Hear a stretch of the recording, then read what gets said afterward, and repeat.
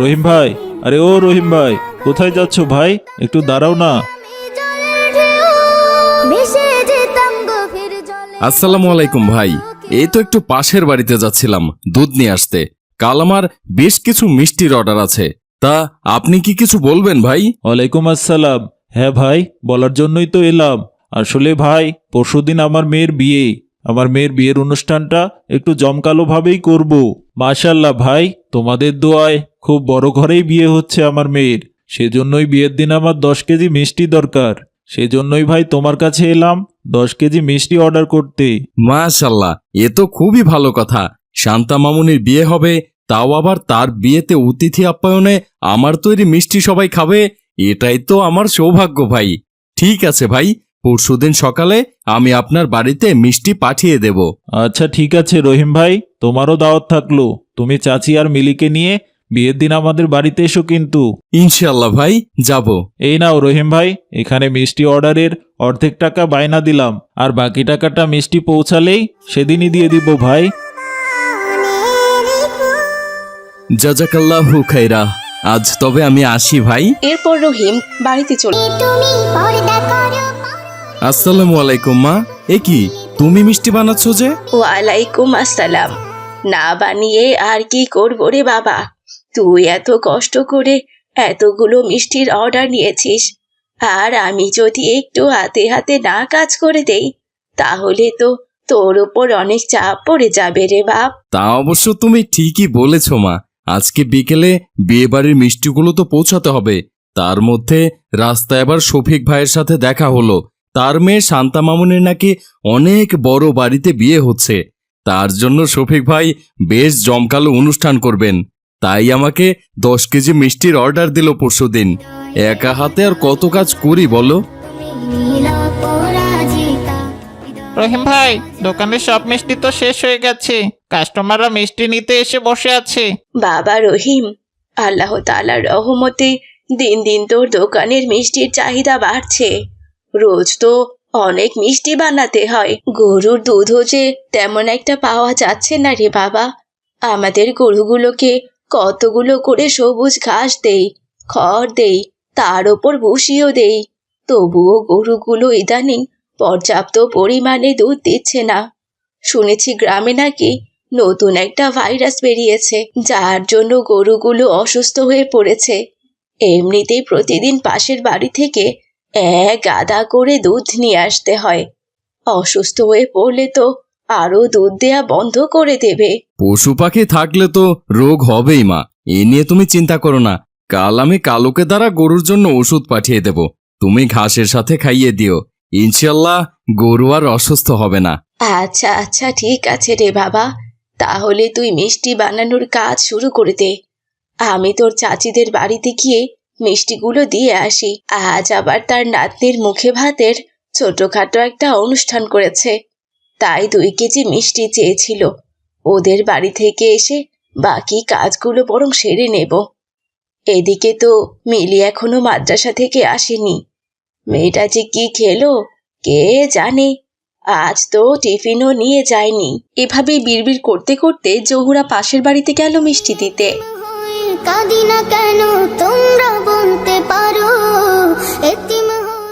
আরে আরে, কি ব্যাপারটা কি? একটা অনুষ্ঠানের বাড়িতে কোনো মানুষ নেই কেন? আর এত থমথমে পরিবেশই বা কেন? আর বলবেন না ভাবি, এমন একটা দিনে অনুষ্ঠানের কথা ভাবলাম যেদিন কিনা আমাদের সর্বনাশ হয়ে গেল। আমাদের 5টা গাভী ভাইরাসে আক্রান্ত হয়ে মারা গেছে। আপনাদের কাছে দুধ বিক্রি করে মোটা অঙ্কের টাকা পেতাম। আজ থেকে হয়তো সেটাও আর হবে না। হতাশ হবেন না আপা, আল্লাহ তাআলার ওপর ভরসা রাখুন, তিনি আবার সবকিছু ব্যবস্থা করে দেবেন। এভাবে জহুরা তাদের প্রতিবেশীকে সান্ত্বনা দিয়ে বাড়িতে চলে আসে।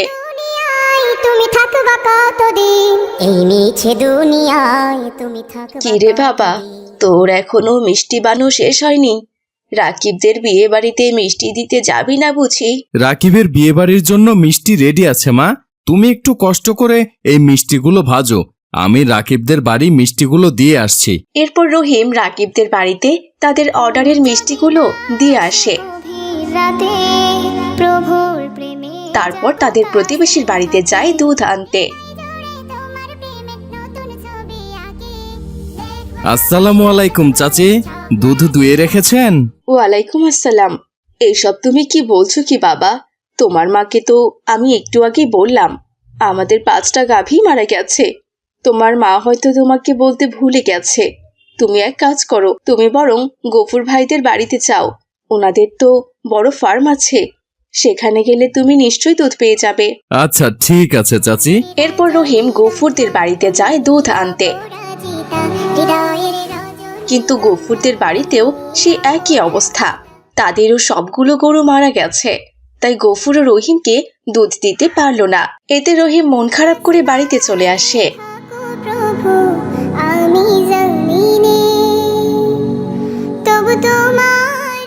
কি হয়েছে বাবা? তোকে দেখে মনে হচ্ছে তোর খুব মন খারাপ। কি নিয়ে এত চিন্তা করছিস তুই? আর বলো না মা, আমাদের গ্রামের তো দেখছি মরণ দশা হয়েছে। কি একটা ভাইরাস এসেছে, সেই ভাইরাসে সবার গরু মারা যাচ্ছে। তার জন্য আমি কারো থেকে দুধও আনতে পারছি না। দুধ ছাড়া এতগুলো মিষ্টি আমি কি করে বানাবো বলো তো? এদিকে সবাই আমার উপর বিশ্বাস করে মিষ্টি বানানোর জন্য অগ্রিম টাকা দিয়ে গেছে। আর আমি তো তাদেরকে কথাও দিয়েছি আমি তাদেরকে মিষ্টি বানিয়ে দেব। তবে কি আমি আমার কথা রাখতে পারবো না মা?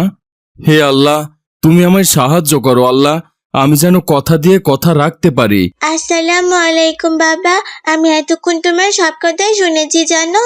তুমি কোনো চিন্তা করো না, আমার কাছে একটা বুদ্ধি আছে। ওয়ালাইকুম আসসালাম মিলি, তোর এতটুকু মাথায় কি বুদ্ধি এসেছে মা? বলতো শুনি।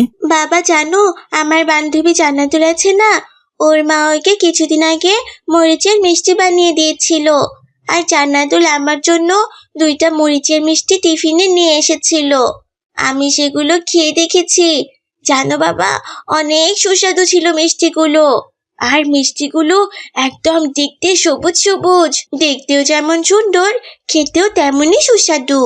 আমি তো একবার খেয়ে মিষ্টির একেবারে ফ্যান হয়ে গেছি। আল্লাহ তাআলার পৃথিবীতে কত কিছুই না আছে। তাছাড়া মরিচ দিয়েও যে মিষ্টি বানানো যায়, সেটা সেদিন আমি প্রথম দেখেছি জানো। বাবা শোনো, যেহেতু তুমি কোথাও দুধ পাচ্ছ না, তাহলে তুমি মরিচের মিষ্টি বানাও। আমাদের মহল্লায় তো এর আগে কখনো কেউ মরিচের মিষ্টি বানায়নি। এই প্রথম তুমি যদি মরিচের মিষ্টি বানাও, তাহলে দেখবে তোমার মিষ্টির অর্ডার আরো বেড়ে যাবে। কি বলছিস? মরিচের আবার মিষ্টি হয় নাকি মা? মরিচের মিষ্টি বানালে তো খুব ঝাল লাগবে। ওরকম ঝাল মিষ্টি কেউ তো খাবে না রে মা। না না বাবা, নামটা মরিচের মিষ্টি হলেও খেতে কিন্তু একদম ঝাল নয়, বরং খুব মিষ্টি। কিন্তু ওই মরিচের মিষ্টি কি করে বানাতে হয় আমি তো জানি না রে মা। এখন তো অনলাইনের যুগ বাবা, তুমি এক কাজ করো, তুমি বরং ইউটিউব থেকে দেখে নাও কি করে মরিচের মিষ্টি বানাতে হয়। আমি মাদ্রাসা থেকে ফিরলাম, আমার খুব ক্ষুধা পেয়েছে। ওই দেখো আবার আজানও দিচ্ছে। যাই আগে নামাজ পড়ি, তারপর খাবার খাবো। ততক্ষণে তুমি ইউটিউবে ভিডিও দেখে মরিচের মিষ্টি বানিয়ে আমাকে আগে টেস্ট করিও। আমার মা যখন বলেছে তাহলে তো আমাকে মরিচের মিষ্টি বানাতেই হয়। এভাবে কেটে যায় বেশ কিছুক্ষণ। দাদি, ও দাদি, কি রান্না করেছো গো? দ্রুত খেতে দাও, আমার খুব খিদে পেয়েছে।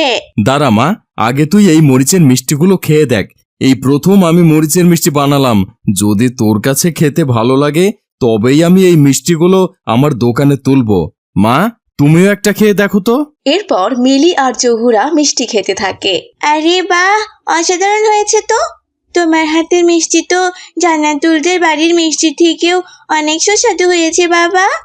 তুমি আজ থেকে মিষ্টিগুলো দোকানে উঠাও বাবা, আর যাদের অর্ডার নিয়েছো তাদের বাড়িতেও এই মরিচের মিষ্টিগুলোই পাঠাবে। ইনশাআল্লাহ কেউ অপছন্দ করতে পারবে না, দেখো। এরপর রহিম মিলির কথা মতো বিয়ে বাড়িতেও মিষ্টি দিয়ে আসে। এই প্রথম গ্রামে মরিচের মিষ্টির কথা শুনে সবাই রহিমের দোকানে মিষ্টি খেতে ভিড় জমায়। আর রহিমের দোকানের মিষ্টির চাহিদা দিন দিন আরো বাড়তে থাকে। এভাবেই দিন কাটতে থাকে।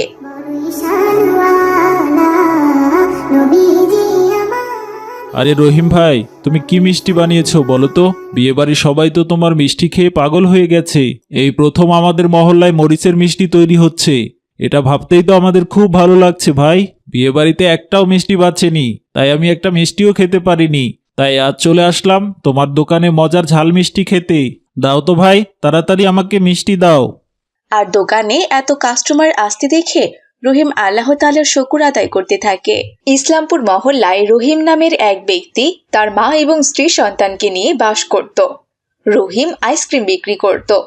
গরমের দিনে তার আইসক্রিম বেশ ভালোই বিক্রি হতো, কিন্তু বেশ কদিন হয়েছে শীত পড়েছে, তাই তো আইসক্রিমের ব্যবসা একেবারে নষ্ট হতে বসেছে, কারণ শীতকালে কেউ আইসক্রিম খায় না। একদিন, বাবা, আমি শুনলাম তোর শ্বশুর বাড়ি থেকে নাকি আজ মেহমান আসবে। ঘরে তো মেহমানদের আপ্যায়ন করার মতো কোনো খাবার নেই রে। এমনিতেই অভাবের সংসার, তার মধ্যে আবার মেহমান আসবে, কি খাওয়াবো বলতো? তুমি চিন্তা করো না মা, কিছু না কিছু ব্যবস্থা ঠিক হয়ে যাবে ইনশাল্লাহ। তাছাড়া আল্লাহ তাআলা হয়তো আমাদের খুব ভালোবাসেন, তাই আমাদের বাড়িতে মেহমান আসছে। আমি কয়েকদিন আগে একটা ওয়াজ মাহফিলে গিয়েছিলাম, জানো, সেখানে হুজুর বলেছিল আল্লাহ তাআলা যাকে বেশি ভালোবাসেন তার বাড়িতে মেহমান পাঠান। তাছাড়া তুমি এত বিরক্ত হচ্ছ কেন বলো তো? রিজিকের মালিক আল্লাহ, দেখা যাক কি হয়। আপনারা কি নিয়ে কথা বলছেন? ও কিছু না আয়শা, এবার বলো তো কি কি বাজার লাগবে? আপনার হাতে তো কোনো কাজ নেই, আপনি বাজার করার জন্য টাকা কোথায় পাবেন? আমার বাবার বাড়ির লোকেরা বেশিক্ষণ থাকবে না, অত কিছু রান্না বান্না করার কোনো প্রয়োজন পড়বে না। ঘরে কিছু গাজর রাখা আছে, আমি সেগুলো দিয়ে একটু হালুয়া বানিয়ে দিচ্ছি, আর তার পাশাপাশি কয়েকটা রুটি করব। হালুয়া রুটি খেয়ে না হয় তারা চলে যাবেন। তুমি যে কি বলো না আয়শা, একটু নাস্তা খেয়ে অতিথিরা চলে যাবে, এটাকে খুব ভালো দেখায়। তুমি যতটুকু পারো নাস্তার আয়োজন করো, আর আমি দেখি বাজারে কোনো মাছ মাংস বাকিতে আনতে পারি কিনা।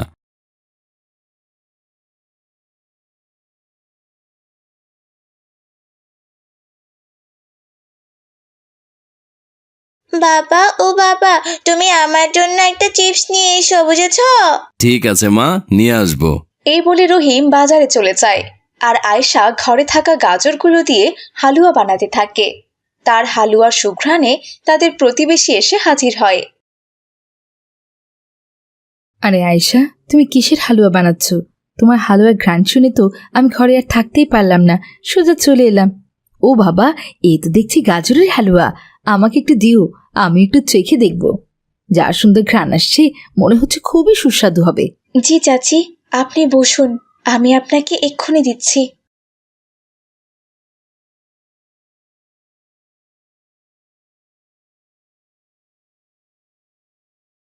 মাশাল্লাহ মাশাল্লাহ, খুব সুন্দর হালুয়া বানিয়েছ আয়েশা, খুব ভালো হয়েছে খেতে। গাজরের হালুয়া তো আমি এরকম করে বানাতেই পারি না। এই শীতের দিন আসলে তোমার চাচা আমাকে বারবার বলে গাজরের হালুয়া বানাতে, কিন্তু আমি কি আর এখনকার মেয়েদের মতো অত ভালো করে হালুয়া বানাতে পারি? তাই হালুয়া করা হয় না, খাওয়াও হয় না। তবে এইবারে হালুয়া বানানোর জন্য তোমাকে নিয়ে যাব। কি আয়েশা, দেবে না আমাকে বানিয়ে? জি জি চাচি, নিশ্চয়ই দেব। ঠিক আছে আয়েশা, তোমার সাথে অনেক গল্প করলাম, তোমার তো আবার মেহমান আসবে, তুমি কাজ করো মা, আমি তাহলে যাই। এরপর তাদের প্রতিবেশী সেখান থেকে চলে যায়, আর তখনই রহিম চিপস নিয়ে হাজির হয়। আসসালামু আলাইকুম আব্বু, চিপস নিয়ে এসেছো? দাও, আমি এক্ষুনি চিপস খাবো।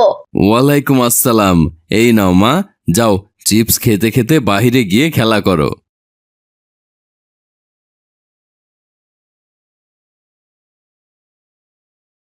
আমার হালুয়া বানানো তো শেষ, এই নিন। সকাল থেকে তো আপনি কোনো কিছুই খাননি, হালুয়া রুটিগুলো খেয়ে নিন। আমি খাবো না আয়শা, মেহমানদের জন্য রেখে দাও। দেখতেই তো পাচ্ছ বাজার থেকে কোনো কিছু আনতে পারলাম না, একটা লোকও আমাকে বাকি দিল না। এগুলো তুমি মেহমানদের জন্য রেখে দাও, যদি আবার তাদের খাওয়ার সময় কম পড়ে তাহলে কি হবে বলো তো? একদম কম পড়বে না, আপনি নিন তো। আর এই খাবারটা মাকে দিয়ে আসি। আগে আমার শ্বশুর বাড়ির লোকজন তৃপ্তি সহকারে খাবে, তারপর আমার বাবার বাড়ির লোকজনের কথা আমি ভাববো। তোমার জায়গায় অন্য কোনো স্ত্রী হলে এতক্ষণে আমাকে অনেক বকাঝকা করতো। সত্যি তুমি অনেক ভালো। এবার তবে আমি আসি আয়শা, দেখি কোনো কাজ পাই কিনা। এরপর রহিম বাইরে কাজ খুঁজতে যায়। সে অনেক জায়গায় কাজের খোঁজ করে, কিন্তু কোথাও কোনো কাজ খুঁজে পায় না। দেখতে দেখতে সন্ধ্যা হয়ে যায়, চারদিকে কুয়াশা নেমে আসে।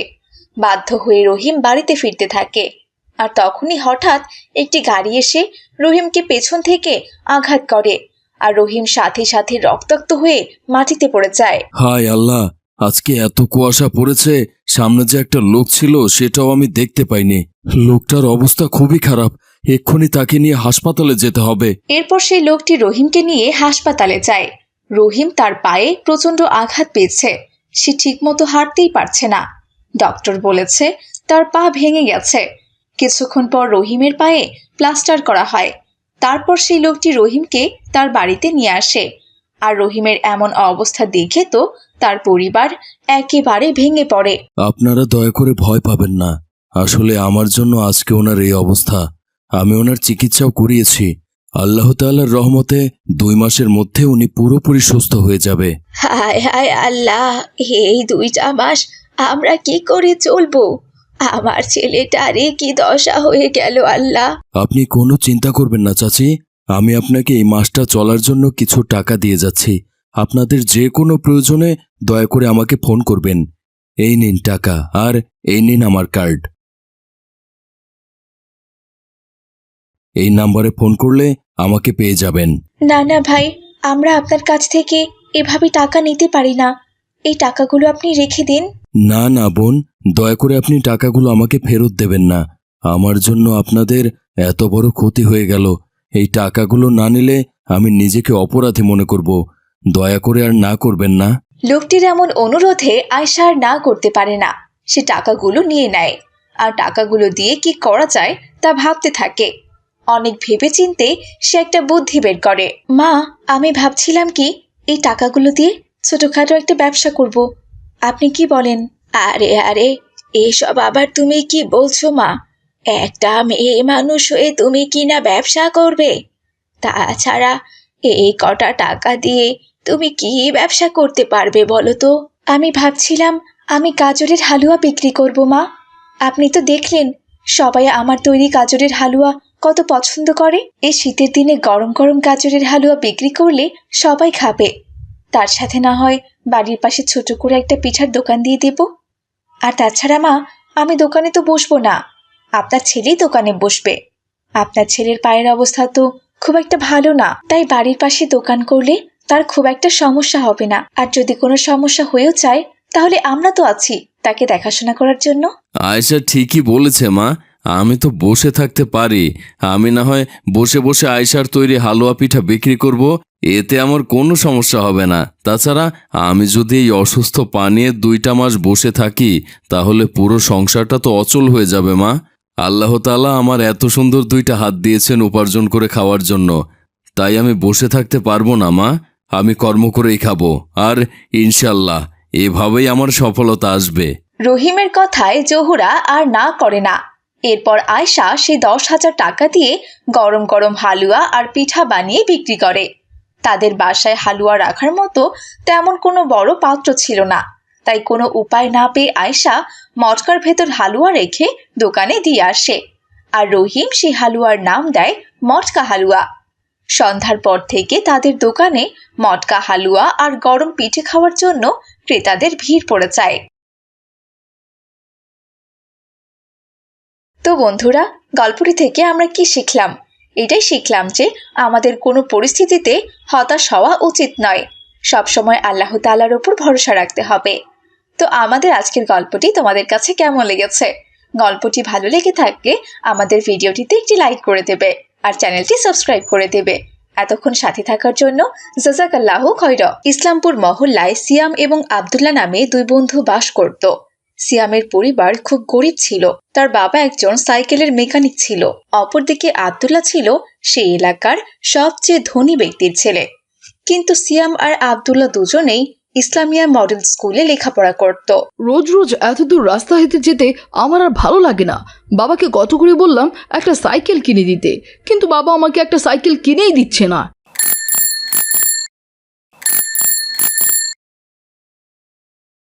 আরে বন্ধু, একা একা বিড়বিড় করে কি বলছো?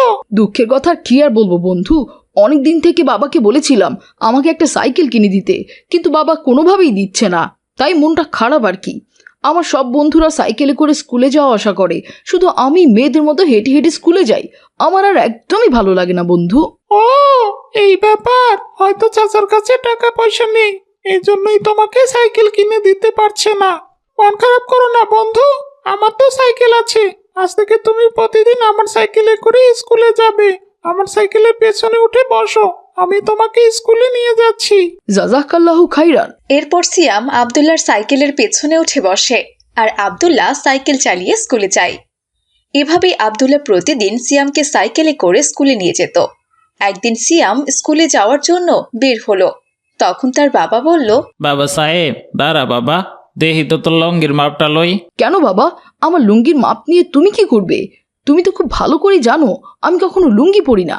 ছোটবেলা থেকেই আমি পাঞ্জাবি পায়জামা পরি। হ্যাঁ বাবা, পরনের দরকার হইলে তো লুঙ্গি পরতে হইব, কারণ আমি কাল তোর মুসলমানি করামো।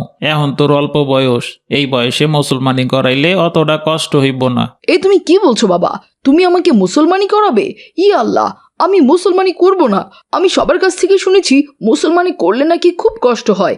আমি মুসলমানি করব না বাবা। মুসলমানি করা যে সুন্নত রে বাবা। এই পৃথিবীতে যতগুলা নবী আইছে তারা সবাই সুন্নতে খাতনা করছে, তাই তোরেও করতে হইব। আর মুসলমানি করা ভালো, ইসলামিক দৃষ্টিকোণ থাইকা যেমন ভালো, তেমনি স্বাস্থ্যর দিক থেকেও ভালো। এতে অসুখ বিসুখ কম হয়। আমি তোরে কালকেই মুসলমানি করাম রে বাপ। আজকে তোর স্কুলে যাওন লাগবো না বাজান। না, আমি আজকে স্কুলে যাব।